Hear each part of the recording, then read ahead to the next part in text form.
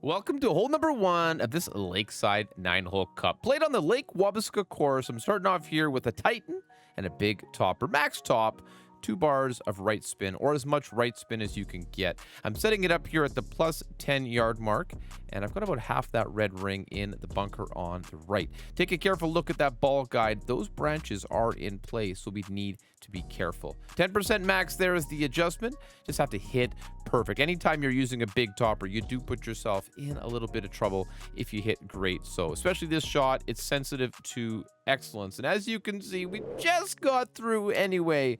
So come prepared for all possible outcomes. Now, if you do get this one through, because of course top spin is king. If you've got a high level Thor's hammer or something like that, that's definitely a club that you're going to want to use here. I've actually used that myself multiple times. So second shot then, if you find yourself in the short grass, you're either going to have a putt or a wedge. And this wedge play here, 20%, and just find your club distance. I think this one was closer to the minimum distance range, but I got 20% max. It's really just going to depend on exactly where your ball lies. So hit perfect. That is the name of the game. We're going to do that every single time. That's in the notes. Good luck. We'll see you on number 2. Welcome to hole number 2. This one we're playing a very precarious rough bump. If this is not your taste, just lay this one up and go for your birdie. I've got to play here with a power 0 ball because we're so close to minimum distance. That's why I'm changing from a navigator to a marlin. And we're going to set this one up. Marlin quarterback. We're going to play 3.2 bars of backspin and about 0.5 bars of left spin here. Now, this is a decent wind to play this one, but actually a crosswind makes it a little bit easier to have that consistent adjustment. So not the nicest of shots here, and I understand if this is not your style, but I do believe that this is your absolute best chance at getting the drop, finding that consistency in anything you can do on Lake Wabasca to get this one to go. Ooh, baby, it's going to be worth it. Okay, so hole number 3, this par 5, I think it's a decent opportunity for an albatross. I've got an extra mile and a Titan ball.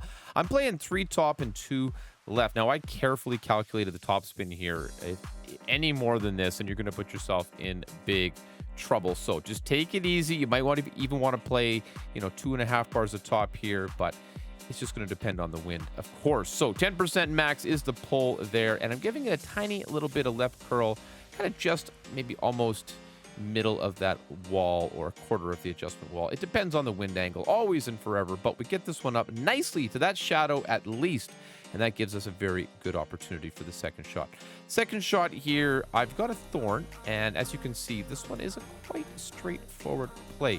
Now, 15% mid is the adjustment that we're playing here, and I know for sure that I've dropped this one at that adjustment. However, I think this one is just a tiny bit sensitive here. I think 2 bars of backspin would have slowed it down a little bit more nicely, and we could be a little bit more exacting in our club distance measurements. So 15 mid here, 1 bar of backspin, and you'll see how this one plays. Not too bad, that's for sure. So clean little mid-distance adjustment here, just setting it up, trying to get it pulled. Now you can see I've got a very strong, well, I think a reasonably strong 1159 pull angle here. So clean setup, careful, perfect hit is what you really want to do. But unfortunately, we just are under-adjusted here, just by a slight margin.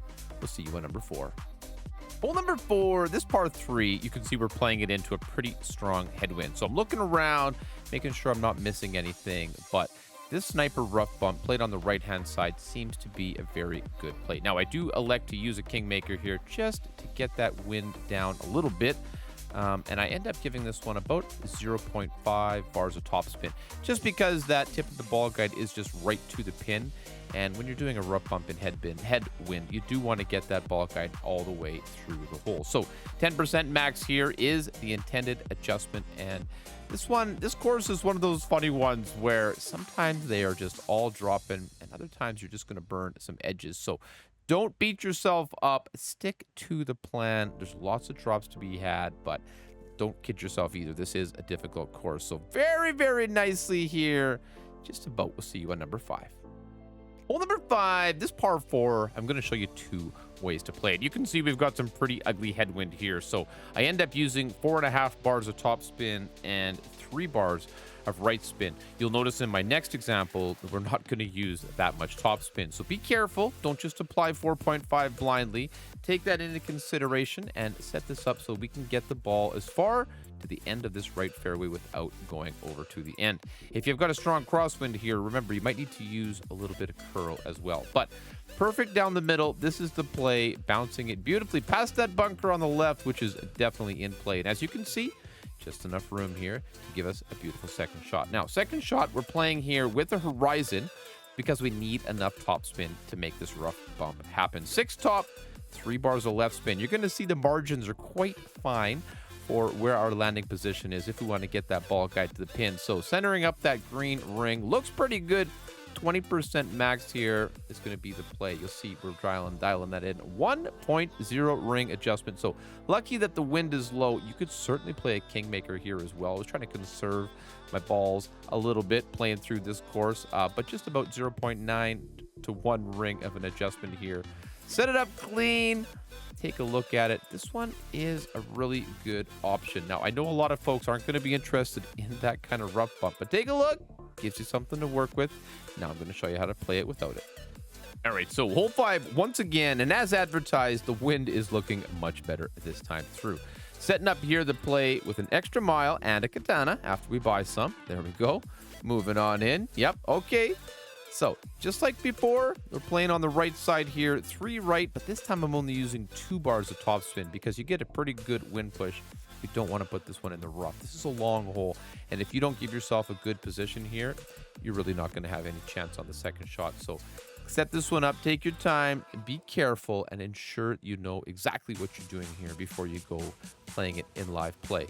So, clean setup here. Once again, easy does it. Perfect ball. Gets you right down the middle. Guys, if you enjoy these kind of videos and you want to see more, don't forget to hit that thumbs up button. Subscribe to Erelic Gaming. You're not going to miss any more of my uploads. I love playing Golf Clash live, and I do love making these videos as well. So second shot, like I said, we're not going to play the rough bump here, and you'll see exactly why.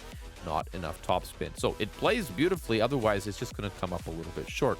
So we had to improvise here. Max back, and I end up going with 5.5 back, 3 bars of left spin. As you can see, we're playing around with it, looking to see where we get a consistent drop. And just on that fairway line seems to put us right where we want to be. 20% maximum distance is going to be the adjustment here. And, you know, this isn't necessarily my favorite way to play this hole, but I do think this would be a safe path. It's going to keep you out of trouble and absolutely give you a chance to get that drop once again. Just a nice little bounce, hit right where we intended. And boy, this one comes pretty darn close. I'll see you on number 6. Hole number 6, this is a pretty long par 5, but we also need precision on the drive. So this is why you see me playing here with a Zerk and a quarterback.